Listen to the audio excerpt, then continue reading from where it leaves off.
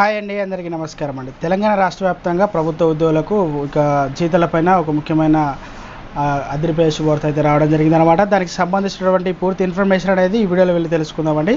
ముందుగా వీడియో చూసిన ప్రతి ఒక్కరు కూడా వీడియోని లైక్ చేయండి, ఛానల్ని సబ్స్క్రైబ్ చేయండి, సపోర్ట్ చేయండి, తోటి మిత్రులందరికీ కూడా వీడియోని షేర్ చేయండి. వివరాలు కనుక వెళ్ళినట్లయితే ఉద్యోగులకు ఫస్ట్కే జీతాలు ఇస్తున్నాం, పని చేయాల్సిందే.